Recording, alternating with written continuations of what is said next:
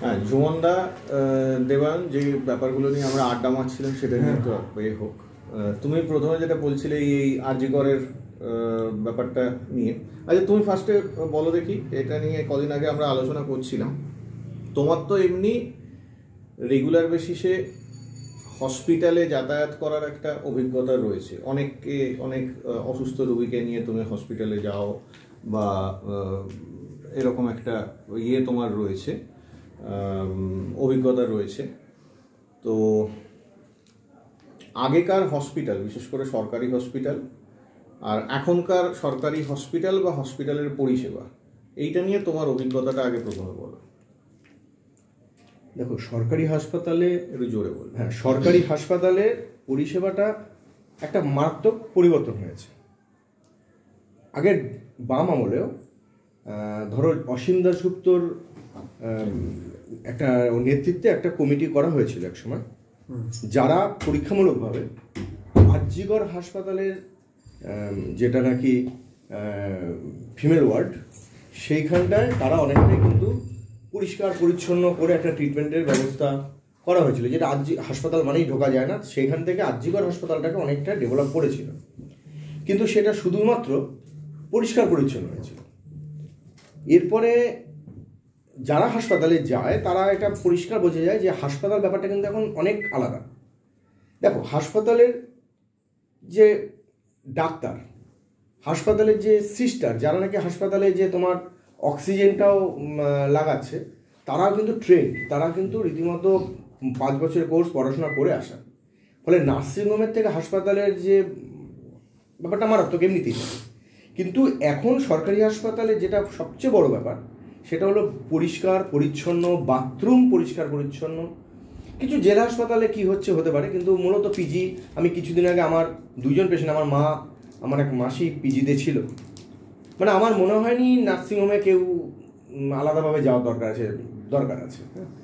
হ্যাঁ, এইটা একটা সমালোচনা এখানে থাকে যে হাসপাতালে যে বিনা পয়সায় আমরা পাচ্ছি, হাসপাতালে দেখো, হাসপাতালে আমরা বিনা পয়সায় সমস্ত ট্রিটমেন্ট পাচ্ছি, আর এক্স রে, এমআরআই সরকারি ক্ষেত্রে করা হচ্ছে সম্পূর্ণ বিনা পয়সায়। কি বলছো? এতে সুপ্রিম কোর্টে তো এরকম বলা হয়েছে যে সরকারি হসপিটালে একটু সামান্য তুলো ছাড়া আর কিছু পাওয়া যায় না পশ্চিমবঙ্গে। আসলে ব্যাপারটা হচ্ছে, তোমার আমি বলতে হয়, চোখে এবং কানে যদি তুলো গুঁজে রাখা হয় সামান্য তুলোটা, তাহলে তো আলাদা অবস্থা। আসলে দেখো না, যারা এই কথাগুলি বলছে এবং যারা আজকে হাসপাতালের সম্বন্ধে বদনাম করছে, আমি খুব দায়িত্ব নিয়ে বলছি রাজীব, তুমি একটু গিয়ে দেখো, তারা কেউ কোনোদিন সরকারি হাসপাতালে যায় না। যারা কেউ কোনোদিন নার্সিংহোমের বাইরে পা মারায় না, তারা সরকারি হাসপাতালে তুলো ছাড়া কিছু পাওয়া যায় না বলে। তারা এই আরজিকরের যে এই যে বন্ধের সময়টা, যতজন আমি দেখেছি, আমি একদম দায়িত্ব নিয়ে বলছি, ফেসবুকে যেই কটা পোস্ট দেখেছি আমি তাদেরকে একদম নাম ধরে ধরে দেখছি, আমার অন্তত ফ্রেন্ড লিস্টে, যে যারা হাসপাতাল বন্ধ নিয়ে চিৎকার করেছে তারা দুটো শ্রেণীর লোক। এক, কিছু ডাক্তারবাবুরা যারা সরকারি হাসপাতালের সঙ্গে যুক্ত না, যারা প্রাইভেট হাসপাতাল বাড়ানোর জন্য এখানে এসেছিল। আর কিছু মানুষ যারা নাকি বিভিন্ন ইন্স্যুরেন্সের আন্ডারে হোক বা তাদের বাবা মার পয়সা, নিজের পয়সায় হোক, যারা কোনোদিন সরকারি হাসপাতালে যায় না। তাহলে আমি সরকারি হাসপাতালে যেহেতু যাব না, অতএব সরকারি হাসপাতালটা বন্ধ থাকুক। কারা মরবে ওখানে এসে? ওখানে গ্রামে গঞ্জে সব ছোটো লোক, গরিব মূর্খ, তাদের নিয়ে আমরা একটা লেকচার দেবো। এই মানুষরাই কিন্তু এই হাসপাতাল বন্ধের কথা বলে, এই মানুষরাই কিন্তু হাসপাতালে কিচ্ছু হয় না বলে। আমি আবার বলছি, এই সরকারি হাসপাতালের যে ট্রিটমেন্ট, যদি সেটা না হতো, একটা কথা বলো তো, করোনার সময় কোন হাসপাতালের উপর নির্ভর করেছে? আচ্ছা, হাসপাতালের পরিকাঠামো নেই। আজকে আমি বলছি, কালকে যারা এটা মনে করছে, তারা যে কোনো সরকারি হাসপাতালে যাও। সরকারি হাসপাতালে প্রতিদিন বিভিন্ন যে প্রাইভেট ইয়েগুলি আছে, ইনস্টিটিউটগুলি আছে, নার্সিং ইনস্টিটিউট, ডাক্তারি, তাদের মেয়েদেরকে প্রাইভেট এই সরকারি হাসপাতালে দিয়ে যায়। কেন? তারা শুধু টাকা নেয়, তাদের কোনো ইনফ্রাস্ট্রাকচার নেই। সরকারি হাসপাতালে ইনফ্রাস্ট্রাকচারে প্রাইভেটদের পড়তে হয়, আর বলার সময় বলছি প্রাইভেটই সব কিছু, সরকারি হাসপাতালে ইনফ্রাস্ট্রাকচার নেই। তাহলে করুক, এই যে যত প্রাইভেট নার্সিংহোম আছে, একটা কোনো নার্সিংহোম ক্ষমতা থাকলে বলুক যে আমাদের স্টুডেন্টদের, সে নারায়ণা হোক, অ্যাপেল হোক, আমাদের স্টুডেন্টদের আমরা কোনো আরজিকর মেডিকেল কলেজ এইসব জায়গায় পাঠাবো না। তাহলে খেয়াল করো, সমস্ত সুযোগ সুবিধা নেওয়ার জন্য আমাকে সরকারি হাসপাতালেই আসতে হচ্ছে, সরকারি হাসপাতালের পরিকাঠামোতেই আসতে হচ্ছে। আচ্ছা, কোনো ডাক্তার, তুমি যদি প্রাইভেটে যাও, দেখবে কোনো প্রাইভেট চেম্বারে যে ডাক্তারের নাম লেখা থাকে, তাতে ডেজিগনেশনের সঙ্গে আরেকটা কি লেখা থাকে? কি লেখা থাকে বল, দেখো যে আরজিকর হাসপাতালের সঙ্গে যুক্ত, মেডিকেল হাসপাতাল কলেজের সঙ্গে যুক্ত, কেন লেখা থাকে? তার মানে তারা এটা জানে, আসলে আসলে মানুষ এটা বোঝে যে সরকারি হাসপাতালের সঙ্গে যুক্ত মানে সেই ডাক্তারটা ভালো ডাক্তার। তাহলে আমরা কিন্তু সমস্ত জায়গায় আমার যখন অ্যাড দেবো তখন আমি বলবো আমি আরজিকরের সঙ্গে যুক্ত, মেডিকেল কলেজের সঙ্গে যুক্ত। আমার যে প্রাইভেট নার্সিংহোমগুলি আছে, প্রাইভেট ইনস্টিটিউটগুলি আছে, শিক্ষা ইনস্টিটিউট, তাদের নার্সিং ডাক্তারি স্টাফদের আমরা এইখান থেকে করব। অ্যানাটমিটার সম্পূর্ণভাবেই প্রায় সরকারির উপর নির্ভরশীল সব। আর আমরা বড় ব্যাপার দাদা, আমি তোমার ইন্টারাপ্ট করছি মাঝখানে। হ্যাঁ, মানে আমি দেখেছি রাজীব দাদা তোমাকেও বলছি, যদি ইনফ্রাস্ট্রাকচার বা স্বাস্থ্য ব্যবস্থা পশ্চিমবাংলায় এত খারাপ হতো, একটা সিম্পল ব্যাপার, তাহলে 2011 সালে পশ্চিমবাংলায় কটা মেডিকেল কলেজ ছিল আর আজকের দিনে কটা মেডিকেল কলেজ? এটা হচ্ছে একদম মানে বেসিক পয়েন্ট। তারপরে ভেতরে কি হচ্ছে না হচ্ছে আমি সেই ডিবেটে বা সেই তথ্যে যেতে চাই, মানে সেটা পরের ব্যাপার। আজকে এতগুলো মেডিকেল কলেজ হয়েছে ওয়েস্ট বেঙ্গলে যে আমরা আগে এরকম হতো যে নিটে ভালো রেজাল্ট করে লোকজন সেই র্যাঙ্ক দিয়ে অন্য স্টেটেও চলে যাচ্ছে, যে হ্যাঁ ওখানকার কলেজে, মানে 2011 আগে কথা বলছি আমি, ঠিক আছে, বা তখন র্যাঙ্ক মানে আমাদের এখানে সিট সংখ্যা এতটাই কম ছিল যে ওই 5, 6টা 7টা 8টা ম্যাক্সিমাম হয়তো। হ্যাঁ, আজকে সেখানে দাঁড়িয়ে কতগুলো, আজকে 36-37টা মেডিকেল কলেজ। এবং শুধু তাই না, এই 10 বছরে হ্যাঁ ডাক্তারের সংখ্যা, ডাক্তারের সংখ্যা, এটার জন্য তো আর আমাকে বলার কথা, এটা সরকারি তথ্যই আছে। সরকারি ডাক্তারের সংখ্যা প্রায় 1.5 গুণ বাড়ানো হয়েছে। একদম তাই। সিটের সংখ্যা মোর দ্যান ডবল। হ্যাঁ, সেটাই। এবার যদি এখানকার ইনফ্রাস্ট্রাকচার এবং চিকিৎসা ব্যবস্থা এবং সব থেকে বড় ব্যাপার যেটা এরা স্বাস্থ্য সচিব এবং স্বাস্থ্য এডুকেশন সচিব যাদের চেঞ্জ করার কথা এরা আন্দোলনের সময় বলেছে আর কি, যদি এডুকেশনটা যদি এখানে খারাপ থাকতো তাহলে এতগুলো মেডিকেল কলেজ হলো কোত্থেকে, এতগুলো সিটস বাড়লো কোত্থেকে, এতগুলো ডাক্তার প্রত্যেক বছর প্রডিউস হচ্ছে কোত্থেকে? তো সেই জায়গাটাকে বেকার সরকারকে মেলাইন করার জন্য অনেকে অনেক কিছু বলতে পারে। কোথায় জানো তো আসলে সমস্যাটা কোথায় হচ্ছে? মানে আমি একটু আটকাচ্ছি, সমস্যাটা এই জায়গাটা হচ্ছে আমার মনে হয় যে আগের পলিটিক্যাল জমানায় আমার কাছে ছিল 10 পয়েন্ট, আমার দরকার হলো 30 পয়েন্ট। এবার সেই 10 পয়েন্টটাকে 22 পয়েন্টে নিয়ে যাওয়া হয়েছে, কিন্তু এই যে 8 পয়েন্ট এখনো বাকি আছে। এবার আমার চোখে খালি ওই 8 পয়েন্টটা দেখানো হচ্ছে, দেখো 8 পয়েন্ট হয়নি। হ্যাঁ, তার মানে এই 8 পয়েন্ট হতে গেলে যে টাইম, হ্যাঁ এবার তুমি যদি বলো সরকারের কি দোষ নেই, হ্যাঁ দোষ আছে। এখনো হাসপাতালে এটা ঘটনা বলতে কোনো দ্বিধা নেই, হাসপাতালে বেড বিক্রি হয়, হাসপাতালে দুর্নীতি হয়, ব্লাড ব্যাংকে বিভিন্ন দুর্নীতি হয়, দালাল চক্র তো কিছু আছে। এটা অবশ্যই এটা সরকারের দায়িত্ব, মমতা ব্যানার্জির সরকারের দায়িত্ব, এটার জন্য নির্দিষ্ট কিভাবে কি করা, ডাক্তারদের দায়িত্ব আনা, এটা করার দায়িত্ব। দেখো, একটা রাতারাতি একটা সরকার, আমি সেই 34 বছরের জ্ঞানী বলতে চাইছি, কিন্তু ব্যাপারটা একটা সবকিছুই রাতারাতি চেঞ্জ হয়ে যাচ্ছে, তা হওয়া সম্ভব নয়। একদম তাই। এবং সবথেকে বড় কথা জনসংখ্যা, 2011 সালের পশ্চিমবাংলায় যা জনসংখ্যা ছিল আজকের দিনে কি জনসংখ্যা সেম? তা তো নয়। তাহলে সবকিছুর মধ্যেই একটা মানে করাপশন কিন্তু আমাদের নিজেদের মধ্যেই আছে।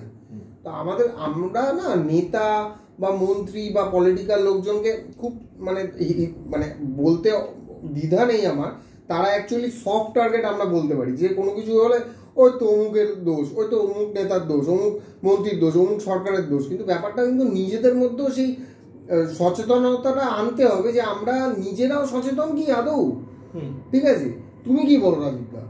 এখানে যদি আমরা নিজেরা ধরো কনসিয়াস না হই যে আমরা নিজেরা কি করছি, নিজেরা কি বলছি, শুধু বারবার করে ফোকাস করছি, দাদা একদমই ঠিক বলেছে যে এইটা নেই, এটা নেই, এটা নেই, এটা, আরে কি হয়েছে সেই ব্যাপারটাকে ফোকাস করলে তো আজকে বোঝা যাবে যে 2011 সালে কি ছিল আর আজকের দিনে কি আছে।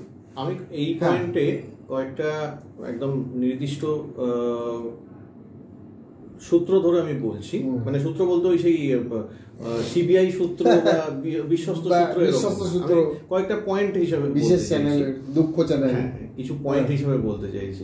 সেটা হলো গিয়ে তোর কথার কনসিকুয়েন্সে আমি বলি যে আমরা নেতাদেরকে টার্গেট করছি, অ্যাকচুয়ালি নেতাদের সফট টার্গেট করছি যতটা ঠিক, ততটা আমাদের নিজেদেরও দোষ।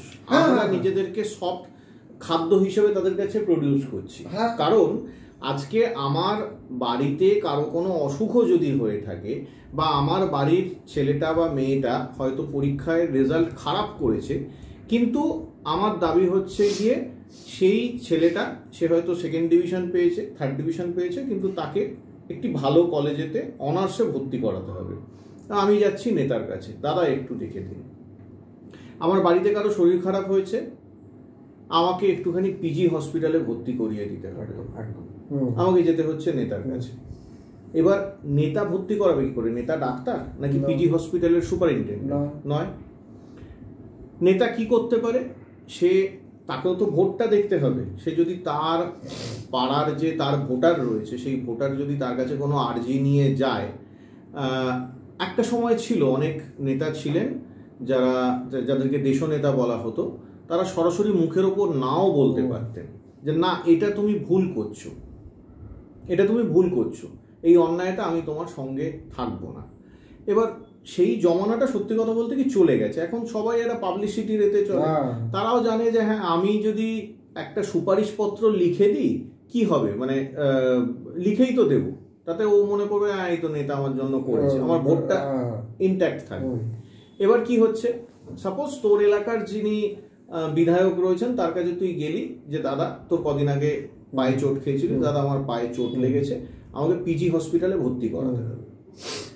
নেতা কি করবে, হ্যাঁ তুই একজন রাজনৈতিক কর্মী বা তুই তার ভোটার, সে কারণে হয়তো লিখে দিল তার প্যাডেতে যে এই পেশেন্টকে আমি পাঠাচ্ছি, একে ভর্তি করে নেওয়া হোক। এবার পিজি হসপিটাল ভর্তিটা করবে কি করে? তার যে অ্যাডমিনিস্ট্রেটিভ পার্ট রয়েছে তারা ভর্তিটা করবে কি করে? কোনো বেডে একজন রুগী আছে, তাকে তো এক্সিস্টিং রুগীকে নামিয়ে দিয়ে তোকে ভর্তি করাবে? এটা হতেও পারে, মানে এটা অমানবিক ব্যাপার, এটা হতে পারে। মানে যে কোনো একজন নেতা লিখে দিয়েছে বলে সেটা হবে, এটা সম্ভব না, সেটা হয় না। আর পিজি হসপিটাল বল বা কলকাতার যে কোনো সরকারি এই মেডিকেল কলেজ হসপিটাল যে কটা রয়েছে, শুধু কলকাতা কেন, আমি জেলারও যে মেডিকেল কলেজ হসপিটালগুলো রয়েছে সেই হসপিটালগুলোর ওপর যে পরিমাণে চাপ আছে, মানে আমি শুধু পিজি হসপিটালে যে কোনো দিন, একটা যে কোনো দিন, কোনো ছুটির দিন বা ইয়ে হলেও হবে, তুই গেটের সামনে সকাল থেকে দাঁড়িয়ে থাকবি, মিনিটে মিনিটে অ্যাম্বুলেন্স ঢুকছে রুগী নিয়ে, এবং যে রুগীরা অ্যাম্বুলেন্সে করে আসছে তারা প্রত্যেকেই ক্রিটিক্যাল। এলাকার হয়তো কোনো নার্সিংহোমে ভর্তি ছিল, সেই নার্সিংহোম তাদেরকে কিছুদিন আইসিইউতে চুষেছে, বিশাল বড় একটা বিল করেছে, তারা হাত তুলে দিয়েছে যে আর আমরা এখানে কিছু করতে পারবো না, বা রোগীর পরিবার হাত তুলে দিয়েছে আমরা নার্সিংহোমের বিলটা অ্যাফোর্ড করতে পারছি না, তখন পিজি হসপিটালে নিয়ে গেছে। তার মানে পিজি হসপিটালে মোরাললেস যত রোগী যাচ্ছে ভর্তি হওয়ার জন্য, তারা প্রায় প্রত্যেকেই আইসিইউ পেশেন্ট। আমি ধরে নিলাম প্রত্যেকে না হলেও 80% আইসিইউ পেশেন্ট, ঠিক আছে? এবার সেই মিনিটে মিনিটে যদি রুগী ঢোকে, অত বেড, মানে পিজি হসপিটালে এবং পিজির যে সাবসিডিয়ারি হসপিটালগুলো রয়েছে সেই হসপিটালগুলো মিলিয়ে টোটাল বেডের সংখ্যা প্রায় 4000-এর কাছাকাছি, 3800 সামথিং। ওটা 4000 কেন, ওটা যদি 24000ও হতো তাহলেও মনে হয় পিজি হসপিটালেতে বেড কম পড়তো। আমার যতদূর জানা মতে, এই মুহূর্তে কত জানি না, একটা সময় পিজি হসপিটালে আইসিইউ বেড সংখ্যা ছিল 50-55 এরকম আইসিইউ বেড সংখ্যা ছিল। আইসিইউ মানে সব ধরনের ক্রিটিক্যাল কেয়ার মিলিয়ে, শুধু আইসিইউ না, আইসিইউ, আইসিসিইউ, হ্যান সব মিলিয়ে মনে হয় 50-55টা মতো ছিল। মানে পিজি হসপিটালে তো মনে হয় 50 কেন 500টা আইসিইউ বেডও যদি করা হয় তাহলেও কম পড়বে। সেখানে যে পরিমাণ রুগীর প্রেশার রয়েছে, তো সেই প্রেশারটাকে হ্যান্ডেল করতে হচ্ছে। সারা পশ্চিমবঙ্গ থেকে লোক আসছে, এমনকি জেলার হসপিটালগুলো থেকেও লোক পাঠানো হচ্ছে। সরকারের তরফ থেকে অলরেডি এই যে মানে ভারতবর্ষের মধ্যে প্রথম এইরকম চালু হয়েছে এই একদম সেন্ট্রাল রেফারেন্স সিস্টেম, যে হয়তো মেদিনীপুর থেকে সেখানকার হসপিটালে বসি ওরা অ্যাপের মাধ্যমে দেখে নিচ্ছে পিজি হসপিটালে বা আরজিকর হসপিটালে কটা বেড খালি আছে কোন ডিপার্টমেন্টে, সেই অনুযায়ী ওরা লোক পাঠাচ্ছে। এবার তাহলে মানে এটা তো আমাদের মোটামুটি আলোচনা থেকে একটা জিনিস তো সবাই বললি যে আগে কতগুলো মেডিকেল কলেজ ছিল, আজকে কতগুলো মেডিকেল কলেজ, সেইটা সংখ্যার দিক দিয়ে বোঝাই যাচ্ছে। এবার অনেকে বলছে মেডিকেল কলেজগুলো শুধু তৈরি হলেই তো হলো না, তার কতটা ভালো পরিষেবা দিচ্ছে ইত্যাদি ইত্যাদি।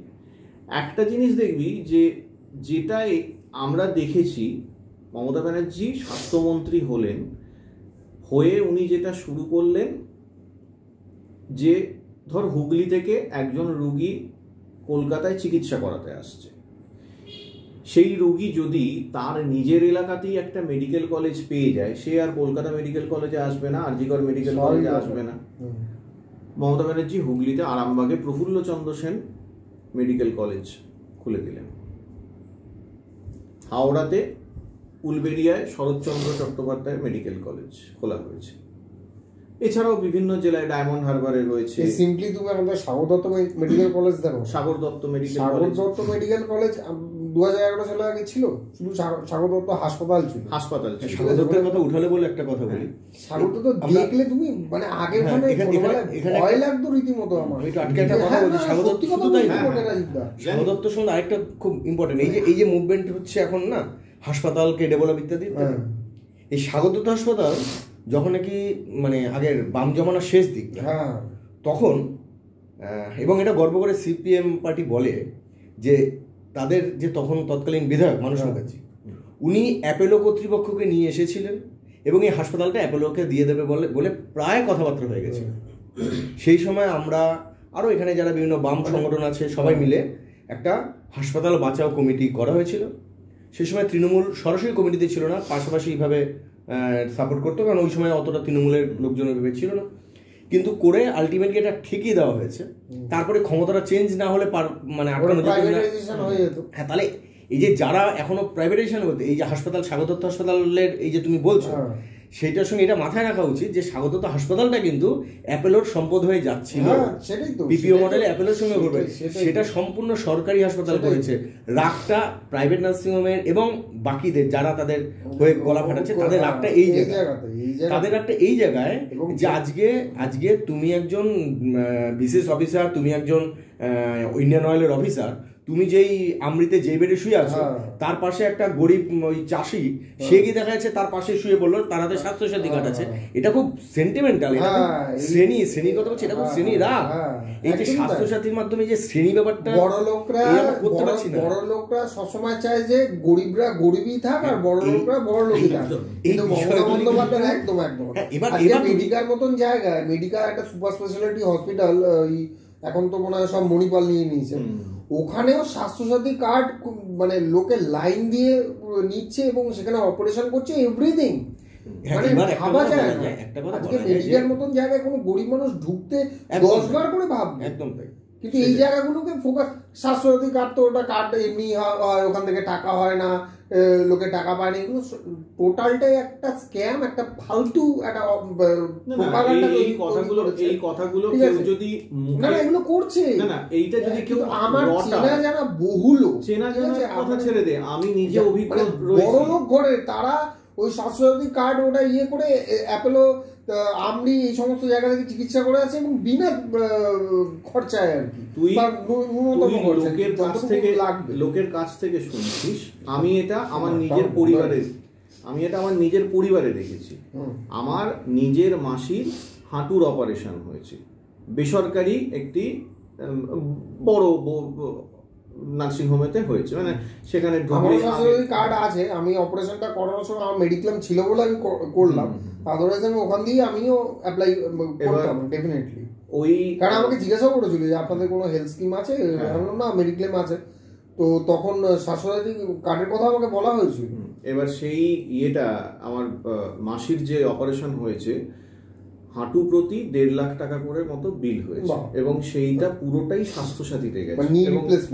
হ্যাঁ, নি রিপ্লেসমেন্ট, দুটো হাঁটু, তার মানে 3 লাখ টাকা, 1.5 লাখ 1.5 লাখ 3 লাখ যে বিল রয়েছে, সেই বিল আমার কাছে রয়েছে। কেউ যদি দেখতে চায় আমি তাকে দেখিয়েও দিতে পারি, ছবি তোলা রয়েছে, আমার মোবাইলেই রয়েছে, তাতে লেখা রয়েছে এত বিল হয়েছে এবং এটা কোনো রকম আমাদেরকে পে করতে হয়নি, এটা গভর্নমেন্ট বিল আন্ডার স্বাস্থ্যসাথী এরকম লেখা রয়েছে, তার মানে আমাদেরকে পেমেন্ট করতে হয় না। ঠিক আছে, তো স্বাস্থ্যসাথীতে চিকিৎসা হয় না, টাকা পাওয়া যায় না, এই কথাটা পুরোপুরি একদমই ভুল। এবং এইটা যে কেউ করতে পারে, মানে এরকম নয় যে তাকে তৃণমূলের লোক হতে হবে, একদমই না। কারণ আমার মাসির বাড়ি কেউ কোনো রাজনীতির সঙ্গে যুক্তই নয়, তারা সেখানে ওই স্বাস্থ্যসাথীতেই চিকিৎসা হয়েছে। আসলে যেই বিষয়টা আছে রাজীব, মানে এর মধ্যে মানে এই কথাগুলির মধ্যে যে কথাটা অবশ্যই আমাদের মাথায় রাখা উচিত। মানে সব আমরা তো কোনো সময় স্যাটিসফাইড না, এবং এটা নিয়মই বিজ্ঞানে সবসময় আমরা আজকে আবিষ্কার হই এর পরেরটা। আমি কালকে যদি আবার যে সরকার আসবে তার কাছে তো আমাকে বলতে হবে যে না আমরা এটা এরপরে তোমরা কি করবে। দেখো দুটো জিনিস কিন্তু হচ্ছে, একটা হলো এটা ঘটনা আজকে এমআরআই স্ক্যান যাই করে আমরা বিনা পয়সায় করছি, কিন্তু সেটা কিন্তু ঘুরপথে আবার প্রাইভেটাতে যাচ্ছে, এটা সরকার সরাসরি করছে না। এবার তুমি বলতে পারো হ্যাঁ যে যেমন আমাদের স্বাগত দত্ত দেই যে আমাদের ইয়েটা আছে এমআইটা করেছে আমি স্বাগত দত্ত থেকে, কিন্তু ওখানে এমআরআই টাকা দিতে হয়েছে। না না না তোমাকে দিতে হয়েছে আলাদা, আমি তা বলছি না। না দিতে হয়েছে সেটা আলাদা, আমি সেটা বলছি না। আমি এমআরআই ওখানে তো না আমি বলতে চাইছি যে ধরো 200 টাকা একটা এক্সরে টাকা, এই এক্সরে টাকাটা মেদিনীপুর এক্সরে ক্লিনিক বা এরকম একটা কিছু তারা ওইটা অপারেট করছে এবং ওটা দিয়ে রাখছে, বললো 200 টাকা এই টাকাটা সরকার দিল। তার মানে সরকার কাকে দিল? ওই প্রাইভেট ইনস্টিটিউটটাকে। তার মানে এটা ঘুরপথে সরকারের টাকাটা ঘুরপথে প্রাইভেটাতে যাচ্ছে।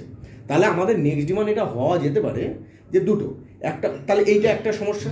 আরেকটা সমস্যা হলো এইটা যে এখনো মানে যে পরিমাণ রাজীব যেটা বলছিল প্রচুর পরিমাণ যে রুগী এবং বিশাল ব্যয়সাপেক্ষ যে চিকিৎসা ব্যবস্থা, তার সেই রুগী এবং ডাক্তার এবং বেডের যে রেশিও সেটা মারাত্মক একটা ভয়ঙ্কর জায়গায়। হ্যাঁ, তাহলে আমরা দুটো জায়গায় দুটো ডিমান্ড কিন্তু এখান থেকে আসা উচিত। নাম্বার 1 আমার মনে হয় যে সংখ্যা যদি বাড়ানো যায়, এরপরেও আমরা বলবো যে হ্যাঁ তোমাকে কিন্তু কালকে আরো বেড বাড়াতে হবে। এটা ঠিক যারা বলছে, আসলে আমি কোন জায়গাটাকে ডিফার করছি দেখো, গত একদম এই সময় সব শেষ হয়ে গেছে যারা বলছে তারা ব্যক্তিগত নিজেরা নার্সিংহোমে গিয়ে ব্যক্তিগত রাগে বলছে, তারা তাদের সমাজে কোনো ভূমিকা নেই, তারা সমাজে কেউ তাদের পাত্তা দেয় না, তাদের কথা বাদ দিলাম। কিন্তু আমি বলছি যে এইটা তো আমাদের স্বীকার করতে হবে যে 2010-11 পর থেকে ক্রমশ এই ব্যাপারটা চেঞ্জ হয়েছে। স্বাগত হাসপাতালে প্রাইভেটাইজেশন আটকেছে, আমাদের বিভিন্ন কলেজে বেড সংখ্যা প্রায় 3 গুণ বেড়েছে, ডাক্তারের সংখ্যা বেড়েছে, এটা যেন ঠিক, আবার পাশাপাশি এটা আরও বাড়া উচিত। হ্যাঁ, 2 নম্বর যেই টাকাটা মানে ঘুরপথে প্রাইভেটাতে যাচ্ছে, এটা যদি সত্যি সরকার আরও অ্যাপয়েন্টমেন্ট করে আরও যদি সরাসরি সরকারের মাধ্যমে করতে পারে, আমরা বলবো সেটা আমাদের আরও। এখানে একটু টেকনিক্যালি ভুল আছে এই জায়গায়, হয়তো ওই ইকুইপমেন্টসগুলো ওগুলো তো সরকারের কিনতে হবে কারোর কাছ থেকে। না ইকুইপমেন্টের কথা বলছি না, ধরো মেশিনারিজ যে করছি, এক্সের যে ইনস্টিটিউটটা টোটালটা একটা প্রাইভেটের, সরকারের নয়। না না না হ্যাঁ, একটা প্রাইভেট কোম্পানি ওখান থেকে লিজ নিয়েছে যে মেডিকেল কলেজে। এমআরআইটাও তাই হয়েছে, আমার তাই জন্য 2200 টাকা লেগেছে। এবার আর সেই সময় এমআরআই জেনিথ এরকম জায়গায় 7। এবার লাভটা কোথায়? এবার আমি বলছি এর মধ্যে লাভটা আছে, কিন্তু একটা গোপন লাভ আছে। আমি যে কথাটা বললাম, আমি ইচ্ছার কথাটা তুললাম।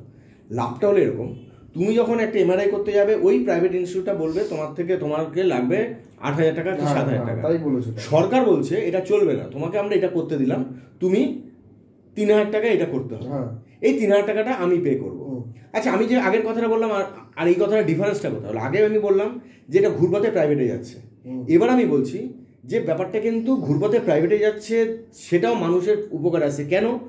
আমার টাকা, আমার পকেটের টাকা না গিয়ে আমার পকেটের টাকা তো আমি প্রাইভেটেই দিতাম, আমি পকেটের টাকাটা তো প্রাইভেটকে দিতাম, সেই টাকাটা না দিয়ে এতদিন যেটা হতো সেটা মমতা ব্যানার্জি বললো ঠিক আছে তোমার কাছেই যাবে, কিন্তু তুমি এত টাকা নেবে না, এই জন্য তোমার এদেরকে ডিস্টার্ব করতে হবে না। কেন কেউ আছে এই সন্দীপ পালের মতো একটা ব্যবসা করে খায়, তার হয়তো দিতে পারে, আবার কেউ আছে একদম দিনদরিত, সে দিতে পারে না, তাদের হয়ে আমি টাকাটা পে করবো, কিন্তু তোমরা এই উল্টো পাল্টা নিতে পারবে না। এই যে প্রাইভেটকে দিয়ে কাজটা করিয়ে নেওয়া, কিন্তু উল্টো পাল্টা নিতে পারবে না।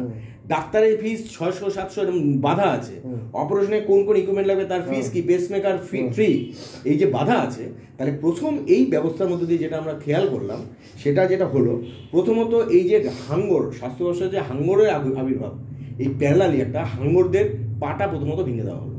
এবার তুমি ভাবো যদি এবার আমরা যদি সত্যি এইটা পুরোটা হয়, যে কোনো ডাক্তারের ফিস 500 টাকার বেশি হতে পারে না।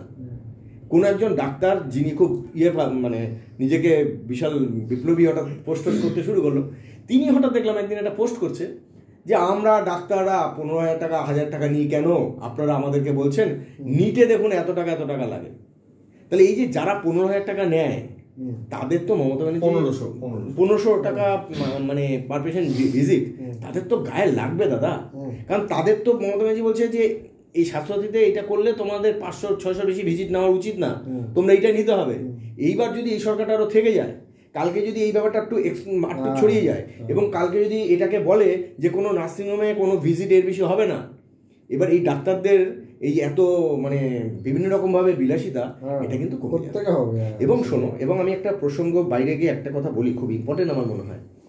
এই যে ডাক্তার ব্যাপারটাকে আমরা ভগবান ভাবি না, আমিও মনে করি ডাক্তার ভগবান। আমি নাম করেও বলতে পারি, আমার বেশ কিছু ডাক্তার বন্ধু আছে যারা সত্যি ভগবান। আমি একদম নাম করতে অসুবিধা নেই। ধরুন মানে যারা নাকি বাম ডাক্তারি, ডক্টর মানস গুমটা একজন আছেন, উনি কোনো প্রাইভেটে প্র্যাকটিস করেন না। এবং কোভিডের সময় আমি জানি স্বাগত উনি ছিলেন, উনি ডিউটির পরে হাসপাতালে ঘুরছিল কীভাবে ওগুলি চেঞ্জ হয়ে দেখার জন্য। এরকম ডাক্তার আছে, আমি বলছি এদেরকে আড়াল করলে হবে না। এরকম ডাক্তার আছে। আবার এরকমও ডাক্তার আছে যারা কোনো সরকারি হাসপাতালে না গিয়েও হাসপাতাল চলবে না বলে ক্ল্যাপিং হয়। এবার আচ্ছা, এই ডাক্তারদের কাছে আমার একটা প্রশ্ন আছে, আমাকে ব্লকও করে দিই। এই ডাক্তারের কাছে আমার একটা প্রশ্ন আছে, বলো তো আমাকে যে ডক্টর ব্যানার্জি, হ্যাঁ ডাক্তার নারায়ণ ব্যানার্জি, যখন আমি ওনার নাম করলে আবার উল্টো দিকে এনার নামও করা উচিত। হ্যাঁ, আমাকে একটা কথা বলো তো, ডাক্তাররা তো বলছেন যে আমরা কি করব, আমাদের এখানে ভালো ভালো জায়গায় যাই, আমরা ওইসব মেডিকেল রিপ্রেজেন্টেটিভ, মেডিকেল কোম্পানি, এদের সঙ্গে আমাদেরও তো গোপন সূত্র। আমি খুব মেনে নিলাম, কারণ আমি তো ডাক্তার, আমি তো কারোর ভিতরে ঘরে গিয়ে দেখবো না যে রাজীব ডাক্তার হচ্ছে, ডাক্তারের সঙ্গে ওষুধ কোম্পানির কোনো ইয়ে আছে নাকি।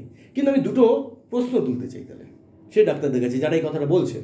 আচ্ছা ডাক্তারবাবু, আপনারা প্রথমত একটা তো জানেন নিশ্চয়ই যে 23 সালে একটা গেজেট বেরিয়েছে, হ্যাঁ, ন্যাশনাল মেডিকেল কাউন্সিলের একটা গেজেট, যেখানে পরিষ্কার লেখা আছে যে কোনো রেজিস্টার প্র্যাকটিশনার, রেজিস্টার ডাক্তার, তারা কোনো কোম্পানির নাম, ওষুধ কোম্পানি মানে ব্র্যান্ড নাম লিখতে পারবে না, তাদের জেনেরিক নাম লিখতে হবে, ব্র্যান্ড নাম লিখতে পারবে না। আচ্ছা, তুমি এবার যে কোনো সরকারি হাসপাতালে যাও, দেখবে সরকারি হাসপাতালে সেটাই জেনেরিক নামই লেখা হচ্ছে, কেউ ব্র্যান্ড নাম লিখছে না। সত্যি এটা যদি সব ডাক্তার মানতো তাহলে এই ওষুধ কোম্পানি দাবাতেরই দরকার হতো। একদমই তাই। সান ফার্মা শুধুমাত্র ডাক্তারদের এই নাচা হবে, গানা হবে, এইসবের জন্য একটা কয়েকশো কোটি টাকার ফান্ড রেখেছে, এটা তো প্রকাশ হয়ে গেছে। তাহলে ডাক্তারদের ওরা এই ব্যাপারে করছে। তুমি মন্দারমণিতে যাও, আমি দায়িত্ব নিয়ে বলছি, মন্দারমণিতে প্রায় প্রতিদিন হোটেলগুলিতে শুধু ডাক্তারদের নাচা গানার জন্য পার্টি হয় বিভিন্ন কোম্পানি থেকে। জুনিয়র ডাক্তাররা, আমার বন্ধু বান্ধব, আমার যারা জুনিয়র আছে তাদের থেকে আমি জানি, আমি তোমাকে প্রয়োজনে আমি দিন গুণ ফর্মা বলে দিতে পারি, তাদেরকে বিভিন্ন হোটেলে, রেস্টুরেন্টে তাদেরকে ডাকা হয়, খাওয়া দাওয়া নাচা হয়। আচ্ছা, তাহলে এদের সঙ্গে তোমার কোনো যোগাযোগ নেই বলছো, তাহলে একটা সিম্পল আইন মানো না। আইন বলছে, গেজেট বলছে তোমরা ব্র্যান্ড নাম লিখতে পারবে না, জেনেরিক নাম লিখতে হবে। তাহলে যারা নার্সিংহোমে প্র্যাকটিস করো তারা ওইটাই করো, আইন মানো, দেখি কার কত হিম্মত, কোন ডাক্তারের কত হিম্মত সেদিন বোঝা যাবে। যাদের মানে মাথায় কি, দেহে কয়টা মাথা, যারা নাকি ওই অ্যাপোলোতে বসে, নারায়ণা বসে, মেডিকায় বসে লিখবে, আর ওই মানে বিভিন্ন যারা নাকি ওই যে কিছুদিন আগে মোদিকে জেতানোর জন্য টাকা দিয়েছিল সেই কোম্পানির নাম লিখবে না, তারা জেনেরিক নাম লিখবে, কারোর হিম্মত নেই। সেটাই তার মানে আসলে এটা বলে, কিন্তু তারা কিন্তু আসলে আইনটা ভেঙেই ওষুধ কোম্পানিগুলির প্রফিটের জায়গায় ডাক্তাররা করে দেয়। কাজে ডাক্তাররা ভগবান আমি বলছি, কিন্তু তারা যে এই জিনিসটা করছে, আমি দাবি করছিলাম, আমি একদিন একটা জায়গায় লিখছিলাম যে একটা সিম্পল আইন কেন আসতে পারে না বলো তো ভাই। আচ্ছা, আজকে যখন যারা ইঞ্জিনিয়ার তারা কি লেখে দেখবে, শিবপুর আইআইটির স্টুডেন্ট লেখে তো, কেন লেখে? তার মানে ওই যে শিবপুর আইআইটির যে গুডউইলটা, সেইটা আমার নামের সঙ্গে যখন যুক্ত হয়ে গেল, ওই যে ও বলো না উনি হলো আইএসআই এর গবেষক, এই আইএসআই এর গবেষক, এই যে কথাটা আসলো, তার মানে এটা উনি ব্যবহার করুক না করুক, এইটা কিন্তু তার মানে আমাদের কাছে একটা ব্র্যান্ড, আমাদের কাছে একটা গর্বের বিষয়, তাই না? আচ্ছা, তাই যদি হয়, সবার যদি আমরা এটা জানতে পারি, তুমি জানতে পারবে কোনো জেনিতে বা কোনো নার্সিংহোমের ডাক্তাররা কোথা থেকে পাশ করেছে। সে কি কয়েকশো কোটি টাকা, হ্যাঁ মানে কয়েক কোটি টাকা দিয়ে কোনো প্রাইভেট থেকে, মানে একদম পিছনের র্যাঙ্কের একটা ছেলে বাবার টাকায় করে তোমার পেট কাটবে, নাকি সত্যি একটা মেধাবী ছেলে ফাইট করে আরজিগরে পড়ে পিজিতে পড়ে এসে তোমার পেট কাটবে? এই জানার রাইট কি আমার নেই? আমার কালকে আমাকে অজ্ঞান করবে, আমাকে। কিন্তু অনেক জায়গায় অনেক ডাক্তারেরই লেখা আছে, মানে জেনিত বা এরকম জায়গায় কি লেখা আছে যে এখান থেকে এইটা তোকে বলে রাখি, সেটা জেনারেলি লেখা আছে যে ক্যালকাটা মেডিকেল কলেজ থেকে পাস আউট, এইটুকু লেখা আছে। কিন্তু আরজিকর থেকে পাস আউট, এটা লেখা নেই যে অমুক প্রাইভেট থেকে পাস আউট। না, প্রাইভেট গুলো লেখা নেই, সরকারি গুলো লেখা। আচ্ছা, তাহলে একটা সিম্পল কাজ আমরা করতে পারি না? আমরা যদি এই উদ্যোগটা আজকে আলোচনা থেকে নিই, যে ডাক্তারদের সঙ্গে কথা বলি, আজকে তো ওয়েবসাইট করা তো কোনো ব্যাপার না। সরকারের কাছে আমি পশ্চিমবঙ্গ সরকারের স্বাস্থ্যমন্ত্রীর কাছেও এটা অবশ্যই দাবি জানাবো যে একটা ওয়েবসাইট চালু হোক, যে ওয়েবসাইটে হবে কালকে mister x, doctor mister x হলো, তারপরে সে আস্তে আস্তে হলো, ওই রেজিস্ট্রেশন নাম্বার পেলো, ওই রেজিস্ট্রেশন নাম্বারটা ওখানে লোড হলো। এবার ও যা ওইখানে ওর নিট র্যাঙ্ক, হ্যাঁ, স্কুলের র্যাঙ্ক, হ্যাঁ, তারপরে কোন কলেজ থেকে পাস করেছে তার র্যাঙ্ক, এগুলি সব থাকলো। যদি এরকম হতেই পারে, আমি বলছি এরকম হতেই পারে, এরকম একটা কথা আসে যে গ্রামাঞ্চলে একটা ছেলে প্রথম দিকে ভালো রেজাল্ট করেনি, পরে দেখা যাচ্ছে সে ব্রিলিয়ান্ট হলো, তাহলে তো প্রথম দিকটা খারাপ থাকবে, পরের গুলি দেখা যাবে তার ব্রিলিয়ান্ট, তাহলে তার কেরিয়ারের সমস্ত কিছু ওইখানে লেখা থাকবে। এগুলো তো প্রাইভেট ইনফরমেশন, এগুলো নিয়েও আবার অনেকে করতে পারে প্রাইভেট ইনফরমেশন। তাহলে প্রাইভেট ইনফরমেশনের উপর দাঁড়িয়ে যে আমার জীবনে হাত দিচ্ছ, তাহলে তো আমার এটা জানাতে হবে। তুমি তো প্রাইভেট ইনফরমেশন, তাহলে তোমার প্রাইভেট ঘরে রাখো। তোমার সঙ্গে তোমার বউয়ের যদি কোনো ঝগড়া হয়, প্রাইভেট কিছু ব্যাপার হয়, যতক্ষণ সেটা তোমার ঘরে থাকবে ততক্ষণ এটা প্রাইভেট। কাজে ওই যে ডাক্তাররা, ইঞ্জিনিয়াররা, যে ইঞ্জিনিয়ার আমার ঘরটা করবে সেই ইঞ্জিনিয়ারের আমরা দেখে নিই শিবপুর আইআইটির ইঞ্জিনিয়ার। একইভাবে আমি বলতে চাইছি সমস্ত ডাক্তারদের হিম্মত থাকলে তারা জানাক যে তারা তাদের পিজিডি অবস্থায় কি পেপার তাদের ছিল, পেপারের সাবজেক্ট কী ছিল, তারা কয়টা পেপার দেশে বিদেশে পাবলিশ হয়েছে, সায়েন্স জার্নাল বা এরকম কোনো জার্নালে তাদের পেপার পাবলিশ হয়েছে কিনা, তারা জানাক তাদের নিট থেকে আরম্ভ করে পরবর্তীকালে কোথায় কোথায় ইউনিভার্সিটিতে পাস করেছে সেগুলির র্যাঙ্ক কি। আমরা কালকে বুঝে নেব আমার বাবার মার, আমার নিজের যখন জীবনের সংসারে পেট কাটবো, বুক কাটবে, তখন আমি বুঝে নেবো এদের মধ্যে তাহলে কে আমার কাছে অনেস্ট। তারা জানাক তাদের সোশ্যাল কোনো মানে কারুর ছেলে ধরা পড়েছে বলে তাপস বা ইত্যাদি কোনো আর কি, যারা বিধায়ককে হাত করে তাদের ছেলেকে ছাড়াতে হয়েছে কিনা, তারা জানাক কিডনি পাচারের কোনো গল্প তাদের হাসপাতালে নেই তো, মানে এরকম বিভিন্ন রকম পুলিশ কেস হলে সেখানে নোট থাকুক। না, একটা জিনিস আমি দেবানকে জিজ্ঞাসা করি, সেটা হলো কি, ধর এই তো তুই দেখলি যে সদ্য পশ্চিমবঙ্গের বুকে একদম সেই আন্দোলনের ঢেউ আছড়ে পড়েছে এই স্বাস্থ্য ব্যবস্থা এবং স্বাস্থ্য শিক্ষা ব্যবস্থাকে কেন্দ্র করে। তো হ্যাঁ, সেটা আন্দোলনটার সূচনাটা একটা দুঃখজনক ঘটনা থেকে হয়েছিল, একটু সরাই দুঃখজনক ঘটনা থেকে হয়েছিল এবং সেটা নিন্দনীয়। আমরা প্রত্যেকেই সেটার একটা সুবিচার চেয়েছি, মানে আজও চাই, যতক্ষণ না অবধি বিচার হবে আমরা লড়াইটা একদম এইটা চাই। আইনত যে পথে বিচার, আমি যদি একটু রাজীব কাছে এই কথাতেও আমার প্রথমত আপত্তি, যতক্ষণ পর্যন্ত বিচার হবে মানে এটাকে আমরা কি ঠিক আছি যে কোনটা বিচার? না বিচার না, মানে যতক্ষণ অবধি বিচার পাওয়া যায় ততক্ষণ অবধি আমরা সেই অপেক্ষায় থাকব। একটা প্রসেসর বিচার যেটা হচ্ছে সেটা একটা প্রসেস। বিচার তো আর আমরা দেব না, আমরা বিচার করব না, বিচার করব। এই জায়গাটা আমরা দেখতেও পাচ্ছি, সেটা হচ্ছে যে কেউ বিচার নিজেরাই করে ফেলছে। এটা মিডিয়া বিচার করবে না, মিডিয়া ট্রায়াল তো অলরেডি মিডিয়া ট্রায়াল হচ্ছে। তো এইটা নিয়ে আমি তোকে জিজ্ঞাসা করছি, মানে তুই দেখেছিস, তুই এই যে এলাকায় থাকিস, তোর এলাকার আশেপাশেই সাগর দত্ত মেডিকেল কলেজ, এই সাগর দত্ত মেডিকেল কলেজে এই আন্দোলনের একটা বেশ কি বলে তোর এপিসেন্টার ছিল। তোর এখান থেকে খুব একটা বেশি দূরে নয়, সোদপুর পাশেই বলা যেতে পারে। তো মানে এই আন্দোলনের বলা যেতে পারে উপকেন্দ্রগুলো খানিকটা এইসব এলাকাতেই ঘোরাফেরা করেছে। এরপর তো বাকি ধর আরজিকর মেডিকেল কলেজ বা অন্যান্য মেডিকেল কলেজগুলো রয়েছে।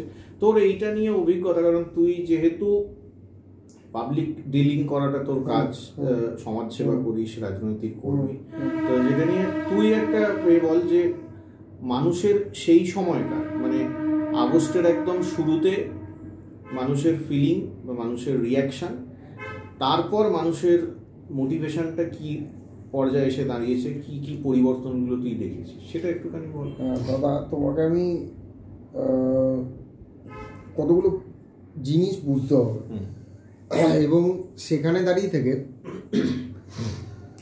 9ই আগস্ট ঘটনাটা ঘটেছে।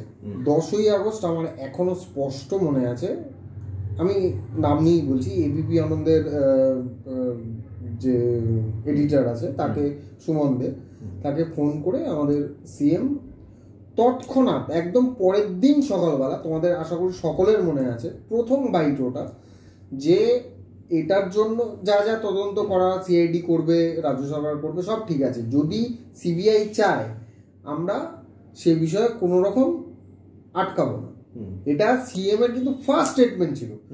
যদি মানে রাজ্য সরকারের বা তৃণমূলের কেউ এর মধ্যে জড়িত থাকতো বা কোনো একটা কিছু ব্যাপার থাকতো, তাহলে বা সদিচ্ছা না থাকতো, তার থেকেও সেটা বলা আরো ভালো, তাহলে তো এটা মমতা বন্দ্যোপাধ্যায় ফাইট করতো, কারণ মমতা বন্দ্যোপাধ্যায় জানে যে সিবিআই, এবং এটা মমতা বন্দ্যোপাধ্যায়ের কথা নয়, এটা সুপ্রিম কোর্টই বলেছে যে সিবিআই খাঁচায় বন্দিততা বাকি, ঠিক আছে। এবং সিবিআই এক একটা কেসে তৃণমূলের বিভিন্ন নেতা নেত্রীদের এত বিচ্ছিরিভাবে হ্যাকেল করেছে এবং করে চলেছে, যেটার কনক্লিউশন এখনো অবধি জানা নেই কারোর, অথচ মানে বিনা বিচারে দীর্ঘদিন ধরে অভিযুক্ত করে বিভিন্নভাবে জেলে আটকে রাখা থেকে শুরু করে যা যা করেছে, তো তার এগেনস্টে তো আমরা তো জানি যে সিবিআই কি করতে পারে না করতে পারে। কিন্তু মমতা বন্দ্যোপাধ্যায় কি বলেছে, মানুষ যেটা চাইছে, কারণ মানুষ তখন তৃণমূল কংগ্রেস প্রচুর কাজ করেছে, তৃণমূল কংগ্রেস কি কাজ করেছে, যারা তৃণমূল কংগ্রেসের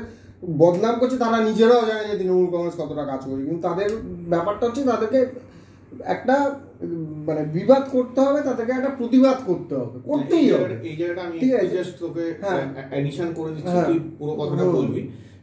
মানুষ জানে তৃণমূল কংগ্রেস কি কাজ করেছে, কিন্তু বহু তৃণমূল কর্মী জানে না তৃণমূল কংগ্রেস কি কাজ করেছে, সেই কারণের জন্য তারা সেই জিনিসটা যখন প্রয়োজন পড়ে তখন সেটা বলতে পারে না। এবার তুই এটাও তাদেরকেও হয়তো তারা না, হয়তো তারা ঠিক মতন বলতে পারছে না বা কোনো প্ল্যাটফর্ম হয়তো পাচ্ছে না, ঠিক আছে, এখানে বলা যায়। হ্যাঁ, এটা আমাদের নিজেদের প্ল্যাটফর্ম, এটা আমাদের নিজেদের প্ল্যাটফর্ম, তা তো ঠিকই। তো আমি আমার কাছে না 10 তারিখ আমি সেই কনভারসেশনটা সিএম এর টু উইথ সেই সময় একটা সফরে ছিলেন, হ্যাঁ একদম ফেরার পথে ঝাড়খণ্ড থেকে ফেরার পথে, যে আমার ঝাড়গ্রাম থেকে, যে আমার সিবিআই কে দিতে কোনো রকম অসুবিধা নেই, এবং তাই হলো। এবং 14 তারিখ রাত্রেবেলা সেই সময় প্রচুর কিন্তু সব থেকে খারাপ লাগলো কি রাজীব দা, আমি এখানেও একটু আবার 14 তারিখ আমি তোমাকে এটা জাস্ট বলে রাখছি, মানে বলছি আরো জোর দিয়ে, 14 তারিখ রাত্রেবেলা আমি নিজেও বেরোবো ভেবেছিলাম, আমি বেরিয়ে হচ্ছে, আমি এইটাই তোকে জিজ্ঞাসা করতে যাচ্ছিলাম যে 14 তারিখ রাত্রে তো বহু তৃণমূল কর্মী, আমি বেরিয়েছিলাম কি, আমি প্রতিবাদে বেরোইনি, প্রতিবাদ আমি আজও করছি, প্রতিবাদ যতদিন না বিচার হবে তার জন্য আমি লাস্ট দিন অব্দি করব। প্রতিবাদ মানে কি, বিচারের অপেক্ষার প্রতিবাদ, বিচারের অপেক্ষা, এবং এই যে নৃশংস ঘটনাটা ঘটেছে, একটা নারী নির্যাতন হয়েছে, একদম এই জিনিসটার কারণ এটা তো বাংলা, এটা রবীন্দ্রনাথের বাংলা, এটা মমতা বন্দ্যোপাধ্যায়, এটা আমার তোমার বাংলা, যেখানে আজও আজকের দিনে রাত্রেবেলাতেও আমার বাড়ির মেয়েটা, আমার বাড়ির বোনটা, তোমার বাড়ির মেয়েটা, তোমার বাড়ির বোনটা, আমার পাশের বাড়ির মেয়েটা, পাশের বাড়ির বোনটা সেফলি আসতে পারে, এই বিষয়ে কোনো সন্দেহ নেই। এটা ইউপি বিহার নয়, এটা বিশ্বাস কেউ তর্ক বিতর্কের জন্য বলতেই পারে ঠিকই, কিন্তু এটাই বাস্তব। আজকেও রাত্রিবেলা 12:30, 1টা, 1:30টার সময় মেয়েরা সেফলি আসতে পারে, আজকেও বলতে পারি। তো সেখানে 14 তারিখ রাত্রেবেলা আমি দেখলাম, রাজীবদা বিলিভ করবে না, মানুষ তো বেরিয়েছে, মানুষ তো স্বতঃস্ফূর্তভাবে বেরিয়েছে যে হ্যাঁ এরকম একটা নক্কারজনক ঘটনা, এর প্রতিবাদ করতেই হবে। ঠিক, আমিও বেরিয়েছিলাম এর প্রতিবাদ করতে, না কারণ আমি তো অনেক বাচ্চাবেলা থেকে রাজনৈতিক দলটা করি এবং খুব ভালোবেসে করি, আজ অব্দি তো কোনোদিন ধান্দাবাজির জন্য করিনি, ভবিষ্যতেও করবো না, এবং হ্যাঁ তৃণমূল কংগ্রেস করি এবং মরার দিন অব্দিও তৃণমূল কংগ্রেস করবো। আমি সেদিনকে দেখলাম, আমি যে আমাদের চারিদিকে যেরকম র্যালি বেরিয়েছিল, আমি 3টে জায়গায় ঘুরেছিলাম আমার স্কুটি নিয়ে, তখন আমার পায়ের অপারেশনটা হয়নি, তো স্কুটি চালাচ্ছিলাম আমি। সিপিএম এর এখানে একটা জোনাল পার্টি অফিস, এখানে আরেকটা লোকাল পার্টি অফিস, আরেকটা ওয়ার্ডের পার্টি অফিস, এই 3টে জায়গায় আমি ঘুরেছিলাম স্কুটি নিয়ে। বিলিভ করবে না, প্রত্যেকটা পার্টি অফিসে রাত্রেবেলা সব কটা পার্টি অফিস ওপেন। সিপিএম রাত্রেবেলা তো কোনো পার্টি অফিস, আমাদের তো তৃণমূল কংগ্রেস পার্টি অফিস কোনোদিন 12টার সময় খোলা থাকে না, জানি না সিপিএম এর কি থাকে না থাকে, ওদের তো আবার রাত্রেবেলা সন্ধ্যাবেলা বিভিন্ন রকম লোকজনকে আবার ডেকে টেকেও অনেক ধরনের সাংবাদিককেও অনেক ধরনের অনেক কিছু, হ্যাঁ যাই হোক পিঠির চাপড়ে বাপড়ে দেয়, তো যাই হোক সেটা আলাদা ব্যাপার, তো ওদের ব্যাপারটা বলতে পারবো না। কিন্তু প্রত্যেকটা জায়গায় মানে সিপিএম পার্টি অফিসে মানে এমন একটা ব্যাপার যে সিপিএম এর ডাকে মনে হয় এই সমস্ত লোকজন বেরিয়েছে, এবং মানে ওই সিপিএম এর দেখবে একটা স্লোগান দেওয়ার না একটা টেকনিক আছে, আমাদের স্লোগান দেওয়ার টেকনিক আলাদা ধরনের, ওদের দেখবে একটা একটা মানে সিপিএম না, তুমি কিছু করতে হবে না, লোকটা এমনি চুপচাপ বসে থাকবে, তুমি বুঝে যাবে এটা সিপিএম, তৃণমূল না বিজেপি। আমি একদম ডেফিনেটলি দাদা, এটা তোমাকে মন খুলে কথাটা বললাম। আমি সেদিনকে দেখলাম যে সিপিএম এর সেই বিভিন্ন রকম লোক, মানে তাদের বয়স আজকে আমার বাবা কাকা জ্যাঠার বয়সী, যারা বিভিন্ন সময় মা ভালো আছিস কেমন আছিস বিভিন্ন রকম তাদের কুখ্যাত, বিখ্যাত তো নয়, হ্যাঁ বিখ্যাত তাদের নিজস্ব জায়গায় হয়তো বিখ্যাত, মানে এইসব কুখ্যাত কাজ করে এরা বিখ্যাত, তারা নাকি প্রতিবাদ করছে। ভাবা যায়? হ্যাঁ, এই তো দেখা গেল মানে এমন কোন মহিলা নেই একজন নেতা প্রতিবাদ করতে গিয়ে একজনকে ধর্ষণ করে। ভাবা যায় না।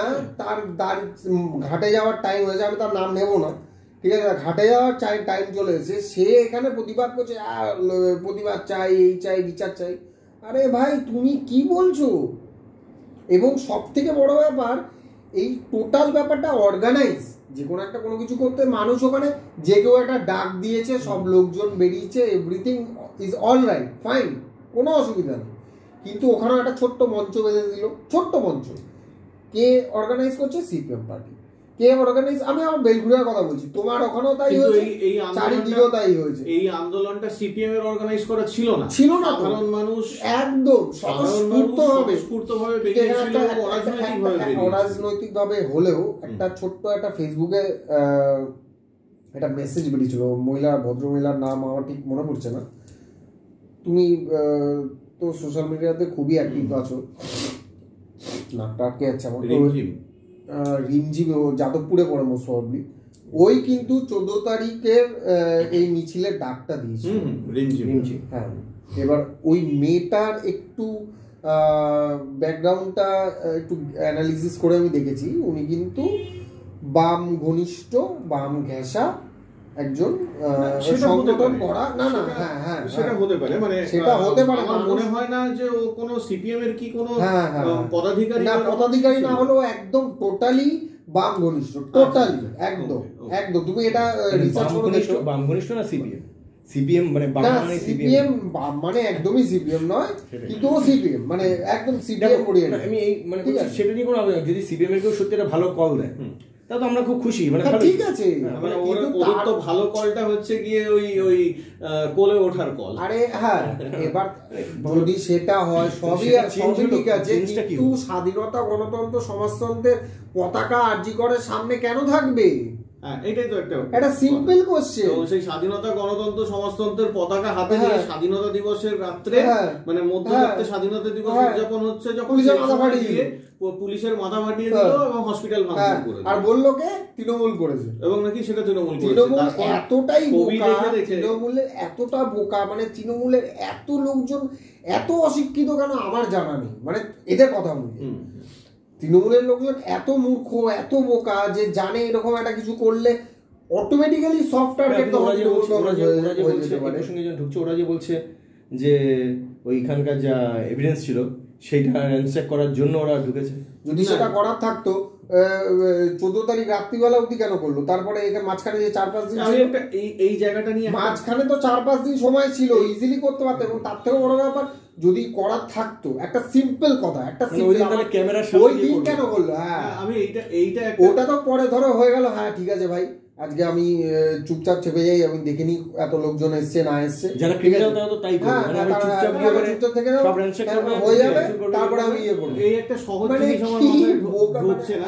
তুই কথাটা বললি, হ্যাঁ এক্স্যাক্টলি, আমি এটা নিয়ে ফেসবুকে লিখেছিলাম, অনেকে এটা শেয়ারও করেছিল, আমি দেখেছিলাম যে ঘটনাটা ঘটেছে আমরা জানতে পারছি, মানে অ্যাকর্ডিং টু অটোপসি রিপোর্ট ওই ভোর রাত্রে 4টে থেকে 4:30 বা এইরকম কিছু, মানে 3টে থেকে 5টা আমি ধরে নিচ্ছি, এইরকম সময় ঘটনাটা ঘটেছে। আর বিচিত্র গোস্বামী তো উনি 150 গ্রামের, তো তারপর বডিটা পাওয়া গেছে, মানে জানতে পারা গেছে মোটামুটি মনে হয় বেলা 9টা-10টা এরকম সময় জানতে পারছে। এই যে সময়টা প্রায় ঘন্টা 4-5, যদি সবাই জানতো, এই তৃণমূল কংগ্রেস যদি জানতো, বা এই যাদের উপর আঙুল তোলা হচ্ছে তারা যদি এই জিনিসগুলো ষড়যন্ত্র করেই থাকে এবং যদি আগে থেকেই সবকিছু জানতো, তাহলে চুপি চুপি তো এই সমস্ত এবং তারা কিন্তু শিক্ষিত, তারা কিন্তু শিক্ষিত, তাদের মধ্যে অনেকে ডাক্তার রয়েছে, অনেকে বড় অ্যাডমিনিস্ট্রেটর রয়েছে, তারা এভিডেন্স ট্যাম্পার করে, আমরা তোমার পাড়ার থেকে লোকজন নয় যে এভিডেন্স ট্যাম্পার করতে গেল 5 দিন পরে, মানে 9 তারিখ ঘটনাটা ঘটেছে, 14 তারিখ রাত্রিবেলা, তাও আবার সবার সামনে, যখন এত সমস্ত কিছু হয়ে যাবে, ক্যামেরা, পুলিশ সবকিছুর সামনে আমি প্রথম দিন বলেছিলাম, সেই সময় লোকজন আমাকে হ্যাঁ এই করেছে, স্বাভাবিক ব্যাপার, আমি তৃণমূল কংগ্রেস করি তাই জন্য, ঠিক আছে, যে আমি বলেছি, আজও বলছি যে সেদিনের রাত্রেবেলার ঘটনায় সিপিএম এবং বিজেপি যৌথভাবে ওই ভাঙচুরের ঘটনাগুলো ঘটিয়েছে, এবং শুধু সিপিএম নয়, একটা অতি বামর মধ্যে ইনভলভ, প্রত্যেকে। আমি ধরে নিলাম যদি এভিডেন্স ট্যাম্পারিং করার থাকতো তাহলে সেদিনকে রাত্রেবেলা কেন, মানে সেদিনকে তো কেউ আরজিকর অভিযান করতে যায়নি, কেউ গেছিল না কি, আমি আমার তাহলে হয়তো খেয়াল করছে না, আরজিকর অভিযান করতে তো কেউ যায়নি, মানে এই ঘটনাটার প্রতিবাদ ছিল, আমরা বিচার চাই, উই ওয়ান্ট জাস্টিস, এবং কি না এই ধর্ষণ কালচার, যেটা আজকে এরা থ্রেট কালচার বলছে, আমরা বলছি রেপ কালচার, এইটার বিরুদ্ধে মানুষকে সচেতন করা, জাগরণ হয়েছে যে মানুষকে সচেতন করা, এই নারী নির্যাতন বন্ধ করতে হবে, স্বতঃস্ফূর্ত ভাবে মানুষ নেমেছিল। যাই হোক, আমি এবার একটা, মানে আর বেশিক্ষণ আমরা এই করবো না, রাত্রিও হয়ে গেছে, ছোট করেই একটা জিনিস জিজ্ঞাসা করছি, যে তাহলে তুই যেটা বললি যে সেই সময় সিপিএম মোটামুটি এই স্বতঃস্ফূর্ত যে জনবিক্ষোভ, মানে ওরা ওটাকে নিজেদের বেনিফিটের জন্য ইউজ করতে চেয়েছিল। এবার আমার জাস্ট একটাই ছোট্ট কোয়েশ্চেন, সেটা হচ্ছে ওরা কতটা সাকসেস পেয়েছে, মানে তোর কতটা মনে হচ্ছে যে এইটা ওরা ওদের ভোট বাক্সে কতটা বেনিফিট তুলতে? আমি তোমাকে এইটুকু বলতে পারি, আমি একটা ফেসবুকে পোস্ট করেছিলাম, সিপিএম মহাশূন্য আর শূন্যর মধ্যে একটা পার্থক্য আছে, বলতে পারো কি? মহাশূন্য হচ্ছে কতগুলো ম্যাক্সিমাম নাম্বার অফ সিটসে জামানত জব্দ, আর শূন্য হচ্ছে সংখ্যাটা জিরোই, মহাশূন্য জিরো, শূন্য হচ্ছে যে কম সিটে জামানত জব্দ। আমার মতে ওরা হয়তো মহাশূন্য থেকে শূন্যে থাকবে, মানে একটুখানি বেনিফিট হয়েছে, এটা হচ্ছে আমার মত।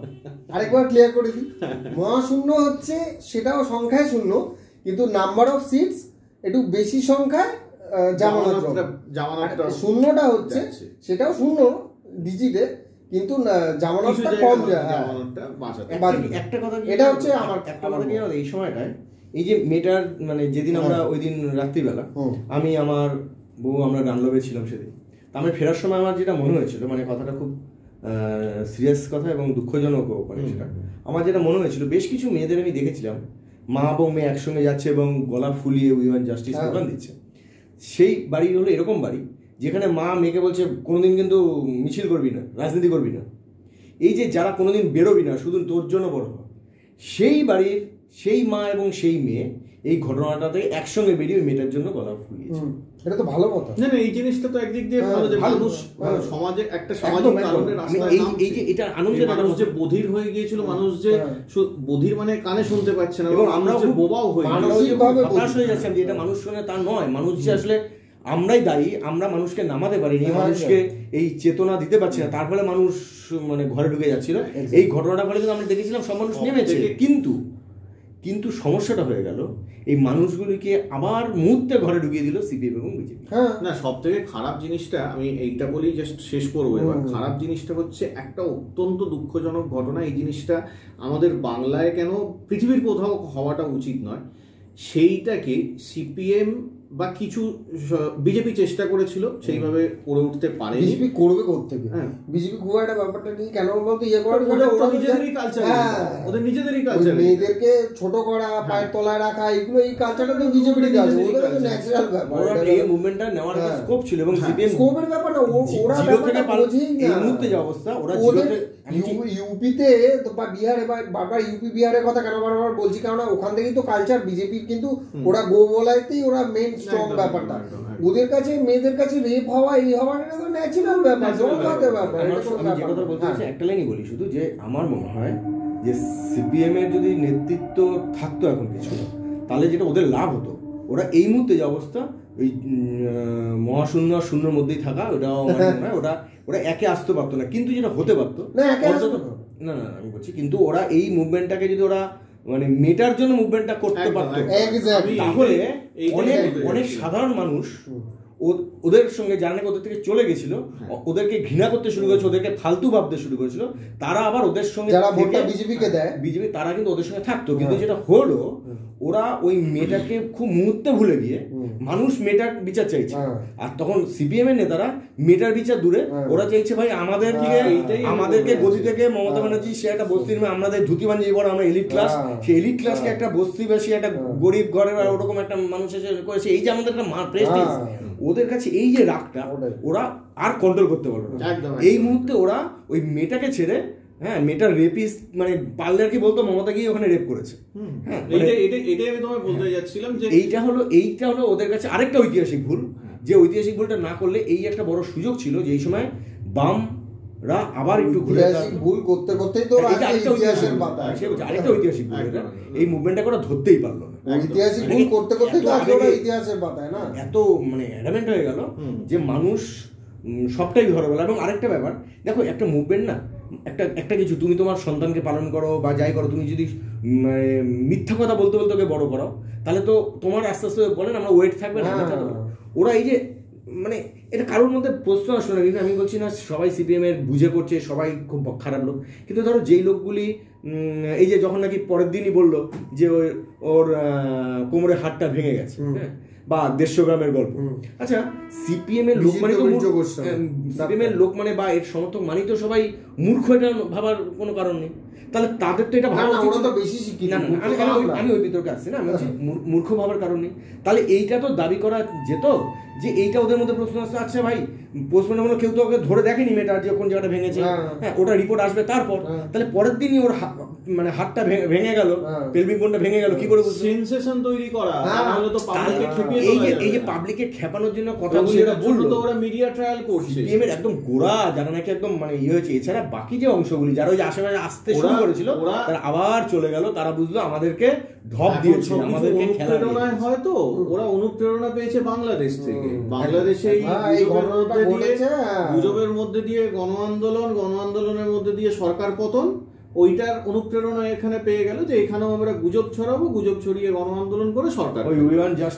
খারাপ জায়গাটা এইটাই লাগছে যে একটা অত্যন্ত নিন্দনীয় ঘটনা, একটা সামাজিক অপরাধ, সেই অপরাধটার বিরুদ্ধে আমরা প্রত্যেকেই পথে নেমেছি, আমরা প্রত্যেকেই একটা সুবিচার চেয়েছি, সেই সুবিচারের অপেক্ষায় রয়েছি যে এখনো এই ব্যাপারে আমরা সবাই সহমত যে বাংলার আমাদের একটা বোন, সেই বোনটা তার আত্মা যেন শান্তি পায়, তার জন্য সুবিচার চাই, তার জন্য যে প্রকৃত অপরাধী তাকে